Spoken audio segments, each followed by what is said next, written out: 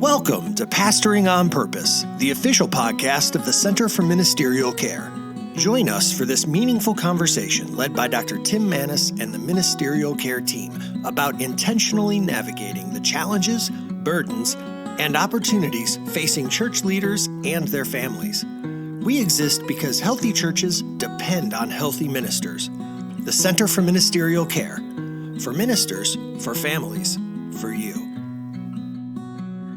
Welcome to another episode of Pastoring on Purpose, and this is Dr. Tim Maness here in our studio here in Cleveland, Tennessee, and with me today is our co-host, Dr. Jeff Sargent, who has been all over the world. I'm glad to have you back, by the way. Thank you. It's good to be back in Cleveland. I miss the heat and humidity, so I'm glad to be back in this heat and humidity of the southeastern United States. No, it's been a privilege to minister in a few of our sister schools from Lee University, the Church of God schools in Germany and in Ecuador, and it's been such a wonderful privilege. Got to spend some really good time with a pastor in a church in a very remote place down in Ecuador, and it was just a wonderful time. I went down there to encourage him, but he encouraged me and the work that he's doing in his church that God's called him to do. About 700 miles off the coast of South America. Wow. He's got his church, but he's given God everything he's got, and he's doing a really good job. So it's been wonderful, but it's good to be back here and be at home and be back here in the studio. And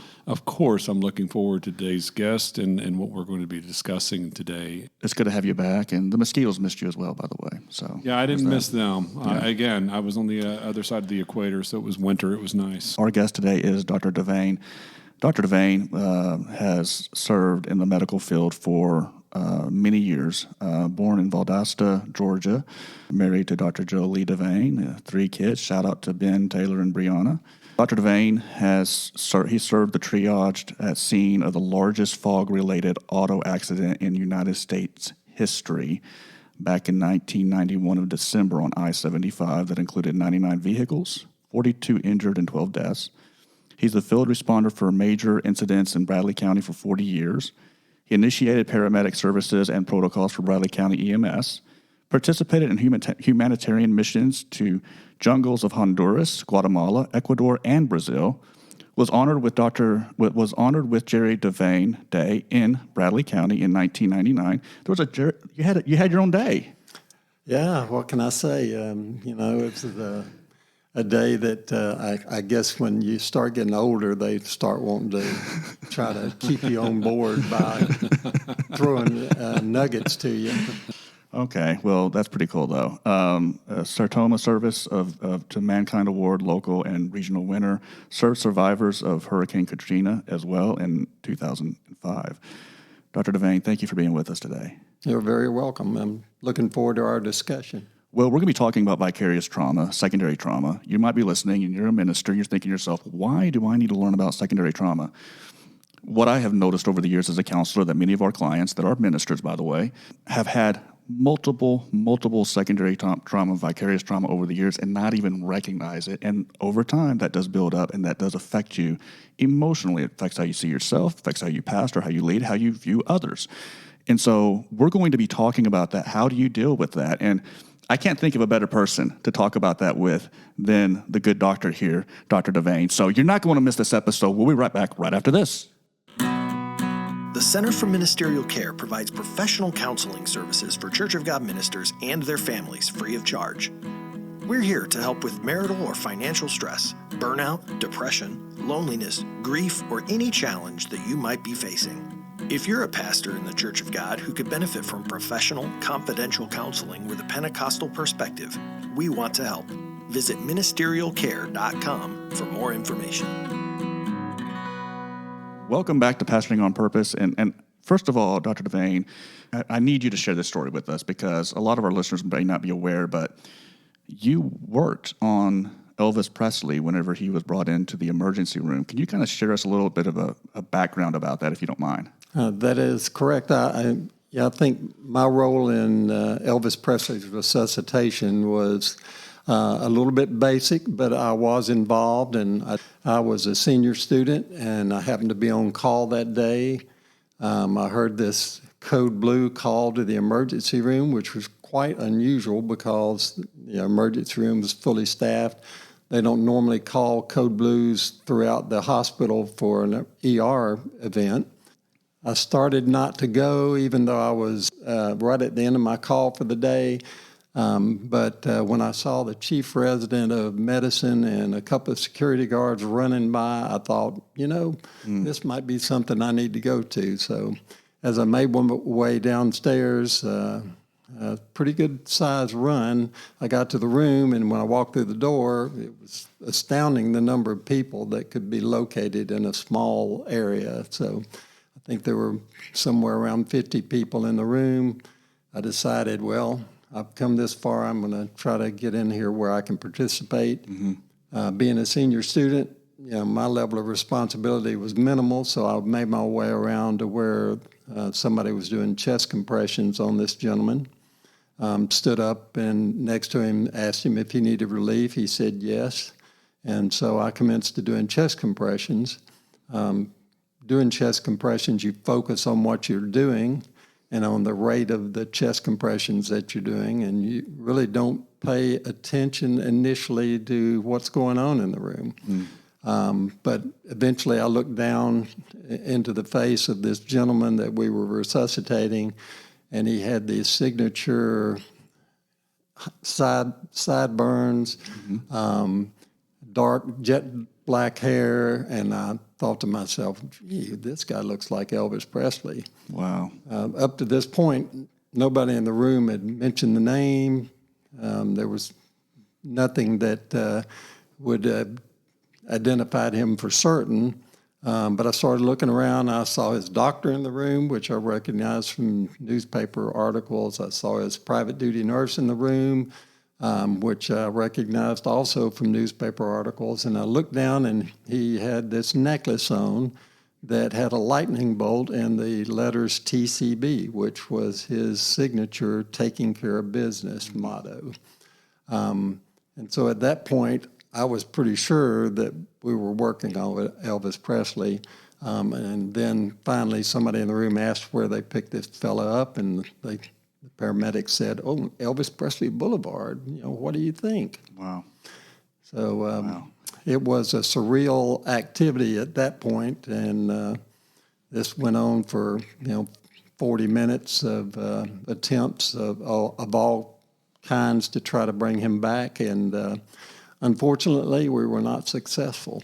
A good word for that, surreal. I can't imagine what that would have been like. And finding out, well, this is Elvis Presley right here in this room that's on this table. That's incredible. And so let me let's just dive right into this and, talking about vicarious trauma. First of all, kind of share with our listeners your job duties over the years. Like, as far as what did your job typically look like? What did you do? And then kind of go into some of the things that you may have seen over the years. So my position sort of changed its description over the years. I've started out working in the emergency room, and there you see all sorts of trauma that is brought to you into a clean environment where everything is organized and you've got lots of help around you. You've got great access to the patient and their needs. And so in the ER, you're very well equipped. After about 4 or 5 years of working in the ER, my family and I were out to eat out at Lake Ocoee Inn, if you know where that is. Yeah. And I started hearing sirens going down the road out in front, and I saw a truck go past with its lights going, and I was kind of squirming around in my seat, and I saw a second truck go past with its lights going. I was squirming a little bit more around in my seat. And my wife looked at me and said, "Go on out there. Somebody will pick you up." So I went to the edge of the road, and sure enough, a Bradley County rescue truck came screaming by and slammed on its brakes when they saw me. I jumped in the back seat, and they took off up the river road. When we got a couple of miles up the river road, I came upon this scene where there was a road paver, if you can envision that, off down on the riverbank, pinned up against a tree. And underneath the heater plate on the road grader was a gentleman who was pinned. I went down the hill, and they were trying to extract him. I was dealing with his injuries and trying to evaluate those.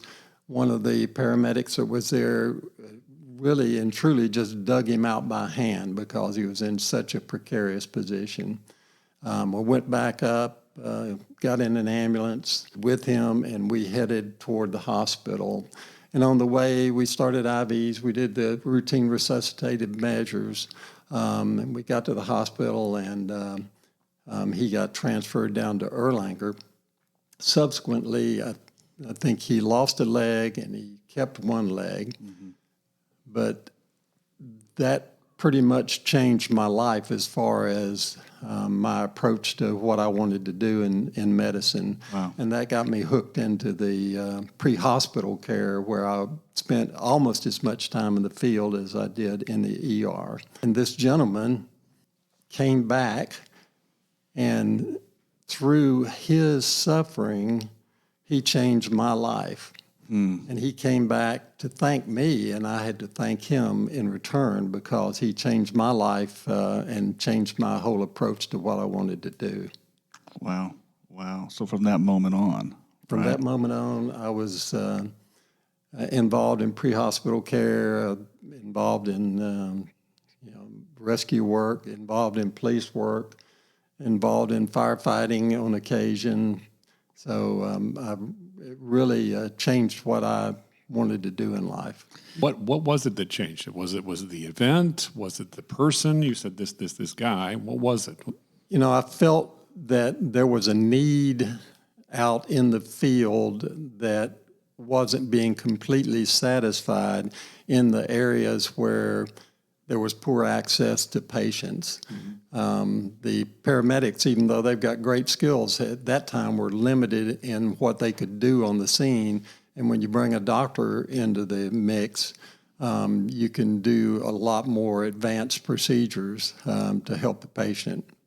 So, it really convicted me that was something that I needed to do with my life. The next step was getting the doctor there as quickly as possible, right? And right. the team. Would you tell us a little bit more about that idea? They recruited me to come on board. They equipped me with pagers, radios. Uh-huh. I equipped my car with lights and siren. In fact, I think once upon a time there was a little lady that came to the ER, and they told her that I was on duty, and I think she said, "Is that ambulance chaser?" Ambulance chaser. Wow. I don't want to see him. It's not a good sign. Yeah. So, I felt like if I could get there as quickly as possible in those situations where the patient couldn't get to medical care right away, that I could potentially help. This is before we were routinely using helicopters, right, for this type of emergency? Oh, yes. Okay, all right. Yeah, situation. It was revolutionary, right, in a lot of ways. I don't know how revolutionary it was, but I think I was the first physician in East Tennessee that was doing anything like this. Wow. So you're the first person on the scene a lot of times. I mean, you're the first-time responder. As a matter of fact, on the fog zone wreck in I-75, I was the second EMS responder on the scene. So they had one ambulance from McMinn County. There was a sheriff's officer there, and then I was the first one from Bradley County in on the southern side. I don't want to put you on the spot here, but I think we should give a little more context for the listeners. Those who are locally from Cleveland, probably who were around back then, know about it, but outside of Cleveland, I may know it made national news. Maybe we can bring them up to speed on how impactful this was and what kind of accident this was back then in 1991. Well, how big of an event was this? But, when I say the largest fog-related auto accident in the United States history, it's hard to really kind of comprehend that. Kind of share with us the magnitude of this event. Well, if you can imagine a bright sunny day in town, temperatures were a little chilly, but somewhat moderate, and you hear about this fog zone accident that occurs. And so when I turned out of the parking lot of Duracell while I was working that day, I looked and I thought, what fog zone? And so I routed my way that direction. When I pulled up on the interstate, I could see this large cloud out in the distance because you could see all the way to where the accident occurred from the 27 on-ramp. As I proceeded north, still clear skies until I hit the Hiwassee River Bridge, at which time the visibility went from, 2 miles down to 6 feet. And so I could barely see the front end of my car at that time. So I slowed down a little bit, but being afraid I might miss the accident, which they thought was on the other side of the interstate, I decided that I would cross over and go into the opposing lanes of traffic so that I would come upon the wreck no matter what. I didn't realize that, but that was the first time that the good Lord was nudging me in the right direction because about 100 feet from where I cut over, there was a secondary accident where there were about 5 or 6 fatalities associated with some pretty severe injuries. The area of fog was somewhere around a half-mile long. There were 100 cars. There were people everywhere, people in the vehicles still, people out in the median strip, people walking on the side of the road looking stunned. I jumped up on the first truck that I saw that was on fire. 2, and I describe them to this day as angels, came up out of the darkness and said to me, I would get out of there if I were you. And about that time, the rear end of the truck blew off. I jumped down from the cab. They asked what they could do, and I told them to walk the median and gather everybody in the median. And as I went through the whole length of the accident on foot, I encountered people that had been gathered out in the median strip. Those that could were out there in the median. And I walked under a bridge without seeing it. It was that thick. And, I stayed there all day long trying to help to sort out the difficulties.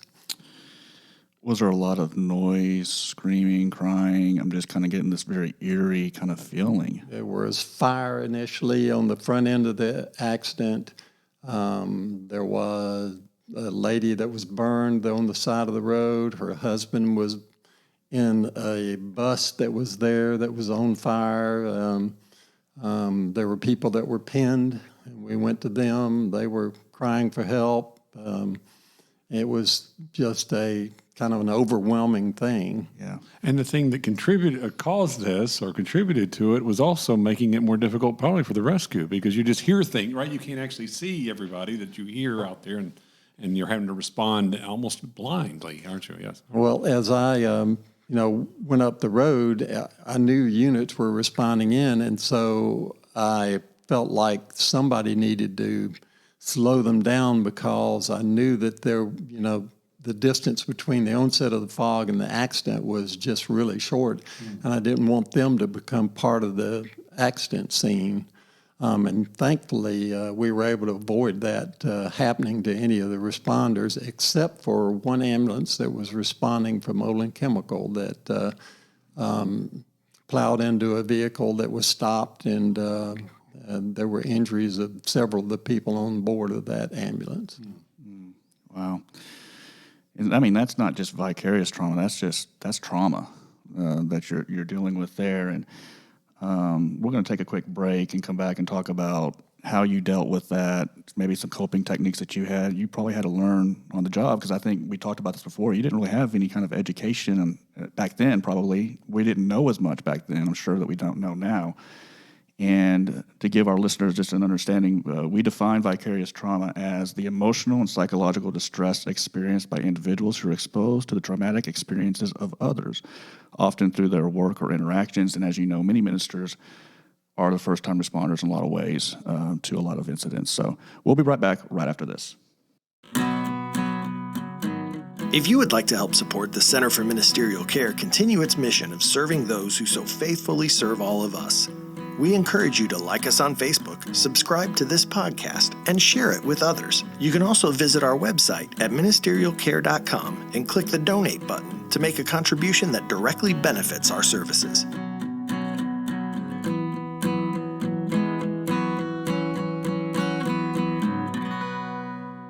When did you learn how to, not take it home with you? When did you learn, what did you do personally to kind of help yourself? Because you were in the field for a long time. You did this for many, many years, and saw a lot of stuff. How did you deal with that in a way to where it didn't,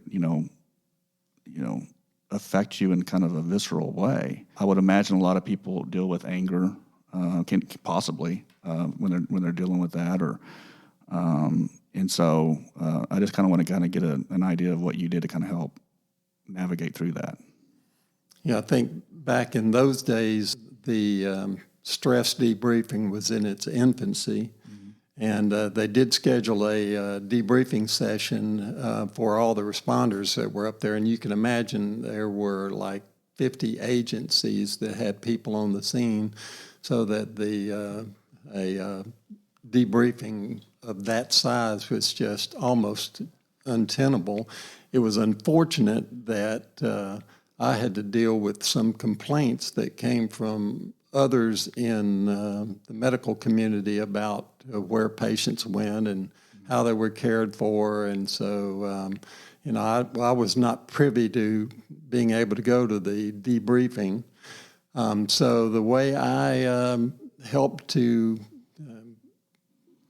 de-stress was to focus on other details, and that included trying to get recognition for the responders that came to the scene so that they could be recognized for their activities. And I, wrote letters. It actually ended up that Senator Gore came to Cleveland to honor the responders, and so through those dealing with details, able to distract myself from those thoughts that actually still come back to me today when I drive through that area. Sure.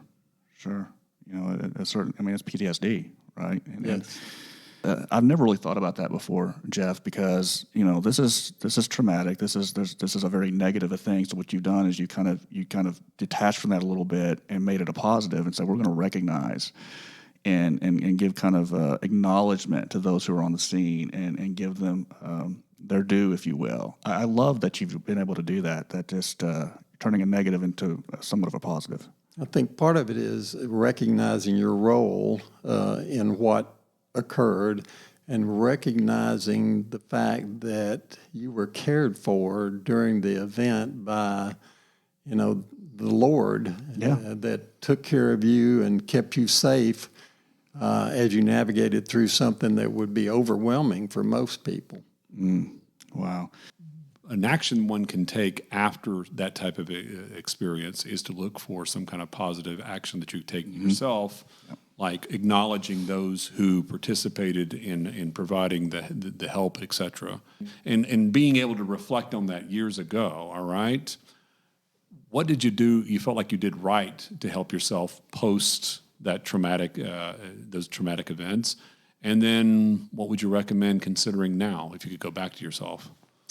I think that anybody that's involved in caregiving for others tends to deny oneself a little bit.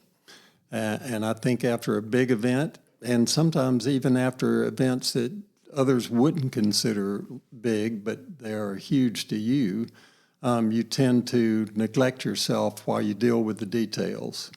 And so, back then I was dealing with the details, giving interviews, trying to find people that participated and try to get them recognition.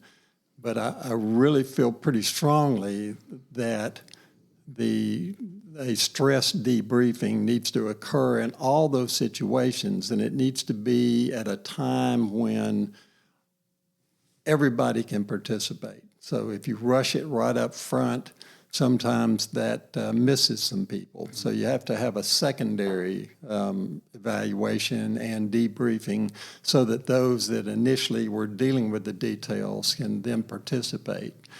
Because those things do fester in the back of your brain, and they influence the way you go to work the next day and how you handle decisions in your daily life. So I feel like that there not only needs to be a primary debriefing or counseling or whatever you would like to call it, but there also needs to be a secondary event so that those that weren't at the primary event can participate.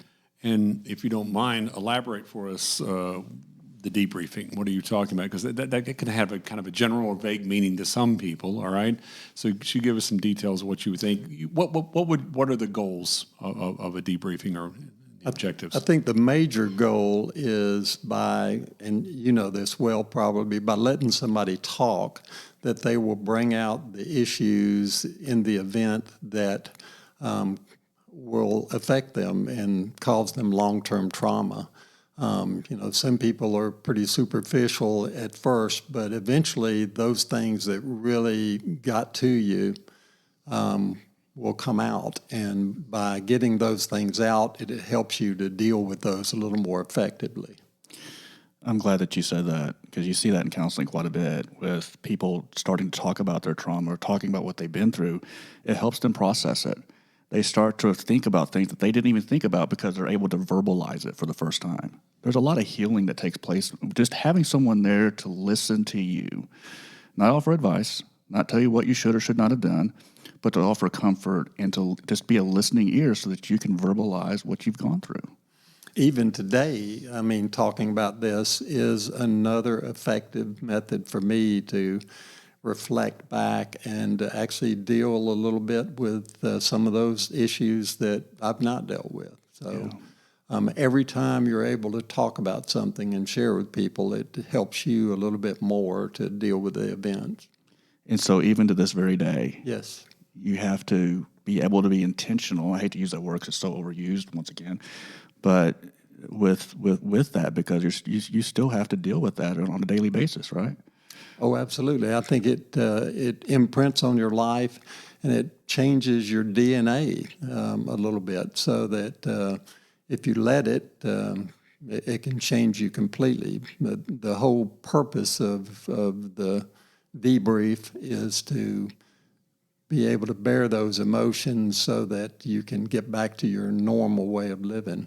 So a debrief could be if you're working with a team, of course you'd want to organize and say, all right, let's do some type of intentional debriefing where we get everybody a chance to tell his or her story, basically, of what they experienced and express that in a comfortable way and in a safe way. But that also, at a minimum, means you yourself talk about the experience. Don't keep it bottled up inside. That's a tendency. I remember some of the experiences I've had, and I'm not equating it, of course, certainly with what you described here today, but where I've been called in to do some work, and whether it be in a hospital or in counseling. And my natural tendency is to just be quiet and shut down, been trained to talk about it, been trained to how valuable it is, and I know that. Yeah. But after experiencing it, you almost feel numb, and I just don't want to talk about it. Even though I've got a wonderful wife who would ask me, what was it like today? How did it go? And part of me wants to say, I don't even want to talk about it, which is really counterproductive, right? So using, at a minimum, having an opportunity to express and discuss and get out what you experienced, all right, and processing it to allow you to process it. Depending upon how extreme the event is, sometimes up close to the event, you develop sort of a temporary amnesia for what happened. Mm-hmm. And so if your spouse comes to you and say, well, what happened today? And, your brain is blocked out so many details that come back after, 2 weeks, 3 weeks, a year, and they can haunt you if you're not careful. you do it for the right reason. And caregivers are great at caring for others, aren't they? But we're not so good at caring for ourselves. Oh, definitely. We tend to put ourselves last on the list, and the list never ends. Yeah. I've always thought that we needed to redefine self-care. You taking care of yourself is not really just taking care of yourself. You're taking care of your spouse. You're taking care of your kids. You're taking care of your church. You're allowing yourself to heal so that you can become the very best version of you. And so being able to recognize that you're struggling, that you're having a hard time, that you're going through difficulty is not a lack of faith, right? It's not a lack of faith. It's not that, we haven't prayed enough or we haven't done enough or we need to go to another church service. It's that we are human beings that struggle and go through difficult times. We need community. We need others. We need the Lord. We need the Holy Spirit. Yeah. And so there's my. I'm going to put that on my report. Okay. So, yeah. We're going to come back after this, and we're going to close this up with Dr. Devane. Thank you for being with us. We'll be right back right after this. For more than 20 years, the Center for Ministerial Care has been a ministry for ministers. In addition to pastoral counseling, we provide restoration ministry for Church of God ministers in need of healing and renewal following personal and professional crisis, with a focus on respect without judgment of past mistakes. Ministerial Care also offers Spirit Care, a servant ministry focusing on creating a caring and kind community, helping retired Church of God ministers, their spouses, and widowed spouses. Visit ministerialcare.com to learn more. There's this one little chilling experience that I had on the mission field that, happened kind of early on to me and my wife, where, when you're out on the mission field, you're out there to save the world. Yeah. Save everybody. and you think, I can do anything that needs to be done. Absolutely. And then suddenly you recognize that in some circumstances, you are helpless. And you have to turn and depend on your God to pull you out of the circumstance. And, that happened to me. I keep thinking that God has to come to me periodically and knock me down a little bit so that I can recognize that you're not all things to all people with all the skills in the world, that you're still dependent on your partner, which is the Lord. We delivered this baby out on a riverbank in Brazil, and it was just surreal how it happened and the events that happened, and that still gives me chills to today. Wow. So faith isn't about how great we are, but rather how little we are. Yeah. Dr. Devane, thank you so much for being with us. Before we finish this episode, for all of our ministers out there, and spouses and kids and ministerial families across the world that listen to this podcast, what would you like to leave our listeners with? Anything you'd like to say to them before we finish up? I'd like to make sure that everybody knows that we all have unique talents. We've all struggled to develop our education and to make sure that we have the skills that we need in our professions, but you're still dependent on the input of the good Lord. Amen. During times when you become helpless in your situation. And, I've seen events where everything went wrong and the outcome was perfect. And I've seen times when everything went perfect and the outcome was adverse. So I think in the bottom line is that you need to be humble in the Lord, and you need to remember that His plan is the plan that goes forward, and you're just a tool in the participation there. So true. So true. Thank you so much, Dr. Devane, for being with us, and we might have to have you back sometime. We're going to finish up this episode, and thank you for being with us, and we hope this has helped at least cause you to think. Talk to others, talk to other ministers, talk to your administrative bishop. maybe putting something in place, Reach out here to reach out to us. Center for Ministerial Care. Absolutely. We're here to listen. And We have good people that will help you, Yeah. you and your family. Yeah. Right? Just reach out. And if not us, at least reach out to somebody, a friend, a counselor locally. We're here as well. So thank you for being with us, for myself, for our producer, Ryan, for the good Jeff Sargent, and for the wonderful, incredible Dr. Devane. It's such an honor to have you. Don't do that. We're really glad to have you doing the thumbs down sign. Thank you so much for being with us.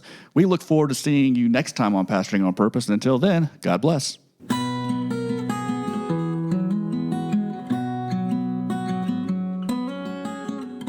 You've been listening to Pastoring on Purpose, the official podcast of the Center for Ministerial Care.